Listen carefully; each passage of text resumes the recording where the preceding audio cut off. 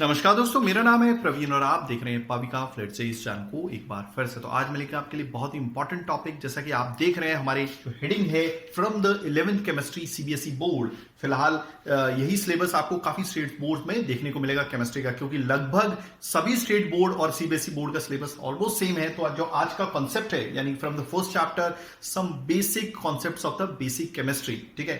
I think यही chapter का नाम है जहां तक मेरे को याद है।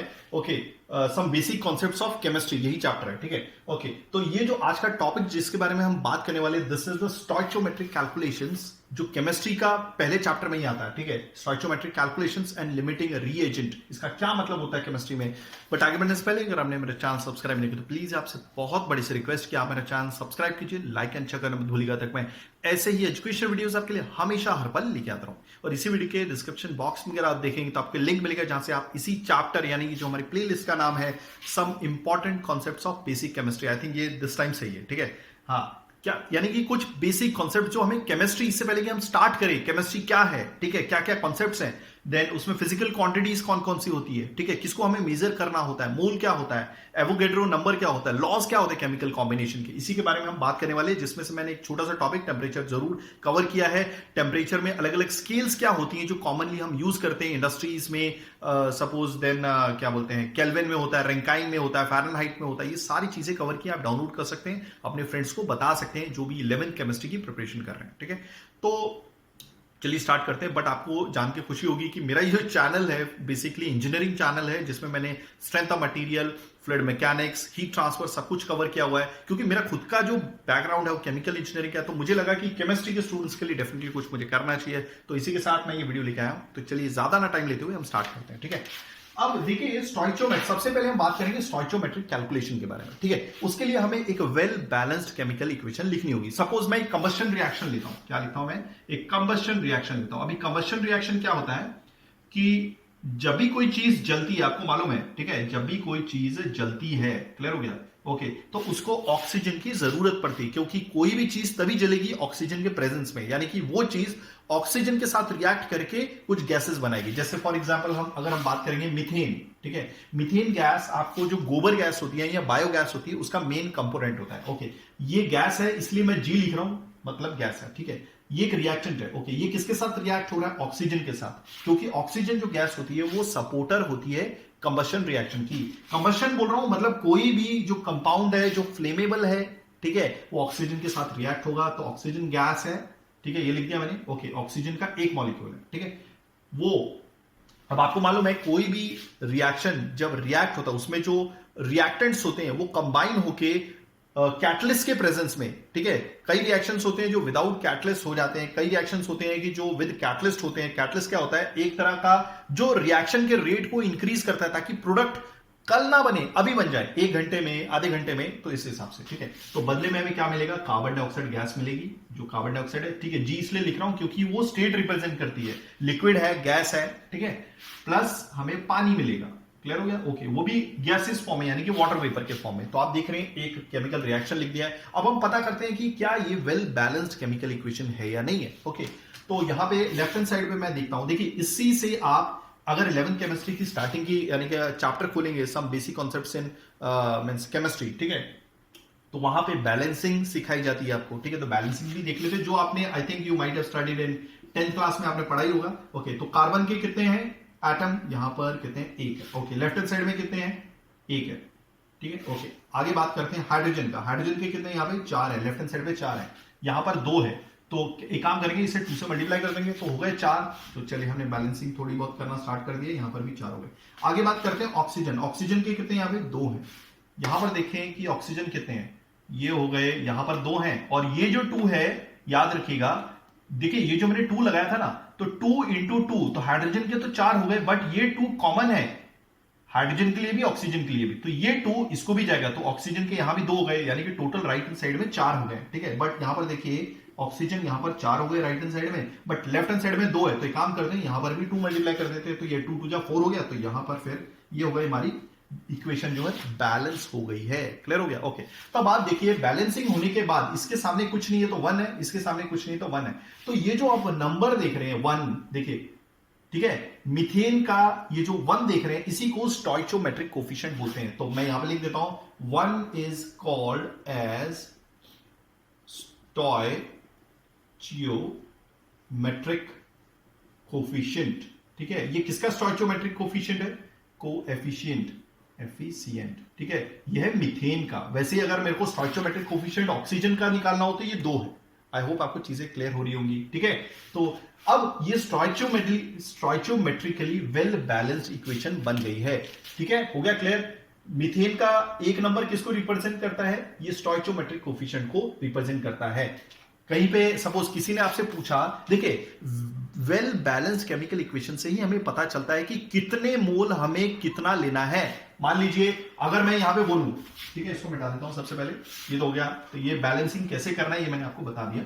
अब मैं लिखूंगा कि कितने मोल कितने से रिएक्ट होगा, क्योंकि जब तक आप इक्वेशन को बैलेंसिंग नहीं करेंगे तब तक आप ये पता नहीं लगा पाएंगे कि कितना मीथेन कितने ऑक्सीजन से रिएक्ट होगा।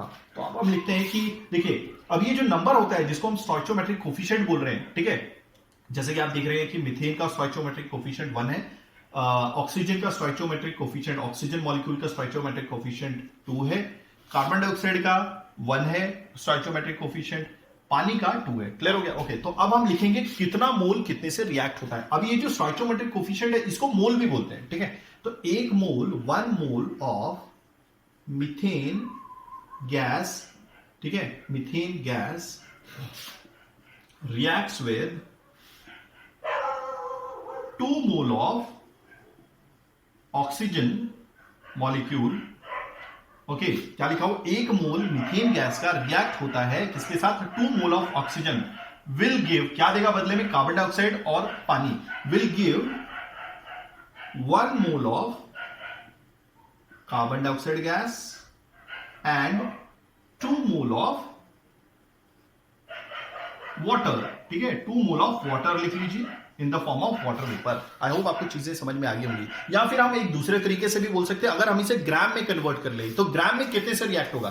तो आपने कभी सोचा है कि जब भी आप कोई भी केमिकल रिएक्शन लगाते हैं तो उस दौरान हमें कैसे पता चल जाता है, या केमिस्ट को कैसे पता चल जाता है कि हमें कितना ग्राम मीथेन लेना है और कितना ग्राम ऑक्सीजन लेना है ताकि इतना ग्राम हमारा प्रोडक्ट बन जाए, या फिर कितना मोल हमें मीथेन लेना है कि मीथेन की क्वांटिटी कितनी होनी चाहिए मोल वाइज, यानी कि ये रिएक्शन बता रहा है। देखिए वेल बैलेंस केमिकल इक्वेशन ये बताता है कि कितने मोल रिएक्टेंट लगेंगे ताकि इतने मोल प्रोडक्ट तैयार हो जाएगा हमारा। हो गया क्लियर? ओके, तो ग्राम के हिसाब से लिखते हैं। ग्राम के हिसाब से आपको एटॉमिक मास पता होना चाहिए। जैसे कार्बन का एटॉमिक मास क्या है? 12। हाइड्रोजन का कितना है? 1 है।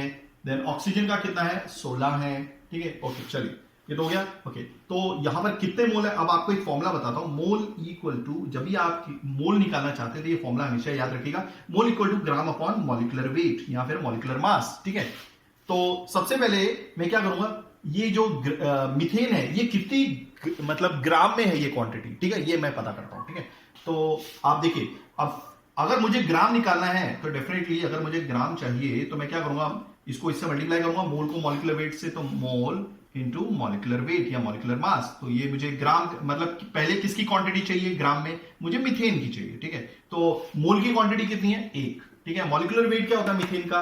ओके, तो ये हो गया। कार्बन का कितना होता है? 12 प्लस हाइड्रोजन के क्या बोलते हैं, देखिए कार्बन ऐसे लिखता हूं, काम करता हूं ताकि आपको कोई कंफ्यूजन हो। कार्बन के कितने आइटम है? 1 है। ठीक है, फिर कार्बन का क्या बोलते हैं, ये कितना है? एटॉमिक मास 12 है, यहां पे लिखा हुआ है। ओके, प्लस हो गया। ठीक है, ओके, हाइड्रोजन की कितने आइटम है? 4 है। ओके, इसका मॉलिक्यूलर मास कितना होता है? मतलब मॉलिक्यूलर मास नहीं, एटॉमिक मास हाइड्रोजन का 1 होता है। कितना हो गया ये? 12, 1 2 जा 12 plus 4 into 1 is 4, this is 16। तो ये हो गया हमारा 16। तो यानी कि ग्राम में भी जो क्या बोलते हैं हमारा मीथेन हो गया वो 16 ग्राम हो गया है। आई होप आपको चीजें समझ में आ गई होंगी। तो ये मैंने मीथेन के बारे में लिखा है। ओके, चलिए ऑक्सीजन के बारे में निकाल लेते हैं। ठीक है, फॉर्मूला यही होने वाला है, यही फॉर्मूला है हमारा। ठीक है, तो चलिए यहां पे लिखते हैं, this is the gram of कितना है? मीथेन का। हो गया क्लियर? इतनी क्वांटिटी थी।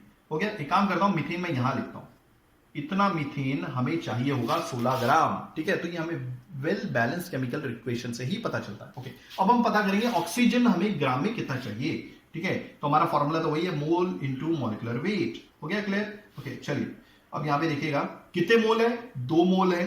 ठीक है, ओके, मल्टीप्लाई में मॉलिक्यूलर वेट। ओके, अब एटम कितने ऑक्सीजन के, ये देखिए एटम ये वाला नंबर रिप्रेजेंट करता है, ठीक है, ये वाला रिप्रेजेंट जो करता है वो मोल है या स्टोइचोमेट्रिक कोफिशिएंट है, ठीक है। तो 2 एटम हो गए ऑक्सीजन के। ओके, इसका मॉलिक्यूलर वेट कितना है, मॉलिक्यूलर वेट 16। ओके, क्लियर हो गया। ओके, कितना हो गया, 32 ग्राम हो गया। ओके, बट यहां पर मैंने 32 ग्राम तो लिख दिया है, ठीक है, यहाँ पे 32 लिख देता हूं, हो गया। मॉलिक्यूलर वेट या मॉलिक्यूलर मास बोल लीजिए, तो ये कितना हो गया, 64 ग्राम।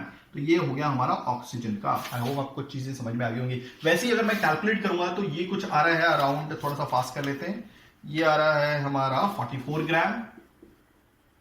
ओके, और ये आ जाएगा हमारा 36 ग्राम, ठीक है। ये क्या निकाला मैंने, मॉलिक्यूलर मास या मॉलिक्यूलर वेट आप बोल सकते हैं, ठीक है। लेट मी चेक, क्या इतना ही है, हाँ ठीक है। ओके, तो लिखते वक्त मैं कैसा लिखूंगा अभी इसे, तो लिखते वक्त क्या लिखूंगा मैं, जैसे मैंने मोल के हिसाब से बताया। अगर आप क्वांटिटी वाइज लिखना चाहते हैं, आप सोचते होंगे कि भाई केमिस्ट या कोई भी जब भी कोई भी रिएक्शन किया जाता है लार्ज स्केल पे, तो हमें कैसे पता चलता है कि कितनी क्वांटिटी इस रिएक्टेंट की लेनी है, कितनी क्वांटिटी इस रिएक्टेंट की लेनी है, और बदले में कितनी क्वांटिटी में प्रोडक्ट बनेगा। तो well chemical balanced chemical equation से ही हमें पता चलता है, और मैंने बता दिया कि कैसे होता है ये। तो मैं यहां पे लिख देता हूं दैट, हाँ ये कितना था हमारा, ये कितना आ रहा था, मैंने कैलकुलेट किया था, फिलहाल मिटा दिया मैंने। ओके, हाँ 16 gram of methane, let me check, everything is working fine. Okay, 16 gram of methane यानी कि जो गैस थी, ओके, रिएक्ट्स विद ये ऑक्सीजन, यानी कि 64 ग्राम ऑफ ऑक्सीजन यानी कि जो गैस थी, विल गिव, कितना देगा ये, okay, 44 gram of carbon dioxide जो गैस है, प्लस 36 ग्राम ऑफ वाटर यानी कि पानी। हो गया क्लियर। इसी चीज को और ऐसे भी लिखा जा सकता है that one molecule of methane gas will combine with 2 molecule of oxygen gas will give you 1 molecule of carbon dioxide plus 2 molecule of water. तो आई होप आपको चीजें समझ में आ गई होंगी। स्टोइचोमेट्री क्या है, स्टोइचोमेट्रिकली वेल बैलेंस इक्वेशन क्या होती है, और कैसे हमें पता चलता है कि कितना रिएक्टेंट कितने रिएक्टेंट से रिएक्ट होके प्रोडक्ट इतनी क्वांटिटी में बनाएगा। तो ये मैंने आपको क्लियर कर दिया। चलो अब हम लिमिटिंग रिएजेंट की बात कर लेते हैं। लिमिटिंग रिएजेंट क्या होता है, ठीक है। मैं इस रिएक्शन को नहीं मिटाता, ठीक है। ओके, अब आप यहां पे देखिएगा थोड़ा सा मिट भी गया, चलिए कोई बात नहीं, मैं इसको अच्छे से लिख देता हूं। ओके, ये है मीथेन, ओके, ये गैस थी, क्लियर हो गया। ओके, अब लिमिटिंग रिएजेंट की बात करेंगे। ये जो लिखा हुआ मैंने यहाँ पे, लिमिटिंग रिएजेंट क्या होता है। अब आपको मालूम है कि अगर कभी भी वेल बैलेंस केमिकल इक्वेशन होगी, उसी से हम पता लगा सकते हैं कि इतना रिएक्टेंट, यानी कि ये जो मीथेन है, आपने वेल बैलेंस केमिकल इक्वेशन से ही पता लगाया था कि 16 ग्राम आपका मीथेन 64 ग्राम ऑक्सीजन के साथ रिएक्ट होगा, ठीक है। हमने क्या लिखा था, 16 ग्राम मीथेन। याद रखिएगा, जब भी कभी भी रिएक्शन होता है तो ऐसे ही रिएक्शन को बैलेंस कर दिया जाता है, फिर उसी का यूज करके हम पता लगाते हैं कि भाई अगर 16 ग्राम मीथेन लेंगे तो वो कितने हमारे ऑक्सीजन के साथ रिएक्ट होगा। तो 64 ग्राम ऑक्सीजन के साथ वो रिएक्ट होगा। हो गया क्लियर। ये हमारे को वेल बैलेंस्ड केमिकल इक्वेशन से पता चलता है। बट बाय मिस्टेक, देखिए ये तो क्लियर हो गया, मतलब 16 ग्राम आपका 64 ग्राम के साथ जब रिएक्ट होगा तो बदले में इतना 44 ग्राम आपका कार्बन डाइऑक्साइड बनेगा, 36 ग्राम आपका क्या बनेगा, वाटर बनेगा। बट ये तो मैं ऑलरेडी बता चुका हूं, तो आप सोच रहे होंगे कि मैं रिपीट क्यों कर रहा हूं। मैं जस्ट इसलिए रिपीट कर रहा हूं क्योंकि अब हम बताने वाले हैं लिमिटिंग रिएजेंट। तो ये भी रिएजेंट है, ये भी रिएजेंट है, यानी कि इसको बोलते हैं, ये इसको रिएक्टेंट ही बोलते हैं, ठीक है, क्योंकि ये रिएक्ट हो रहा है और ये हमारे प्रोडक्ट है, ये हमारे रिएक्टेंट, ये हमारे प्रोडक्ट। बट रिएक्टेंट को रिएजेंट भी बोल सकते हो आप, ठीक है। तो इनमें से दोनों में से कोई एक हमारा लिमिटिंग रिएजेंट है। मान लीजिए मुझे तो अभी सपोज अगर मुझे रिएक्शन लगाना है, ठीक है, मीथेन और ऑक्सीजन के बीच में, तो मैं दोनों इतनी क्वांटिटी लूंगा, ठीक है, क्योंकि सबसे पहले मैं क्या, मेरा क्या काम है, सबसे पहले मैं क्या करूंगा कि मैं वेल बैलेंस्ड केमिकल इक्वेशन लूंगा और 16 ग्राम के साथ ऑक्सीजन 64 ग्राम रिएक्ट करवाऊंगा। बट बाय मिस्टेक क्या हो गया कि मैंने 64 ग्राम ही ऑक्सीजन ली, ठीक है, बाय मिस्टेक। देखिए अब 64 ग्राम तो ऑक्सीजन करेक्ट है, ठीक है, बट गलती से मुझे लेना था 16 ग्राम मीथेन, मैंने ले ली 8 ग्राम CH4। क्या हो गया, 8 ग्राम CH4, और मैंने ध्यान नहीं दिया। तो आई होप आपको चीजें समझ में आ गई होंगी। तो इसकी वजह से क्या होगा, जो मैंने क्वांटिटी कम ली है वही डिसाइड करेगी कि आपका प्रोडक्ट कितना बनेगा।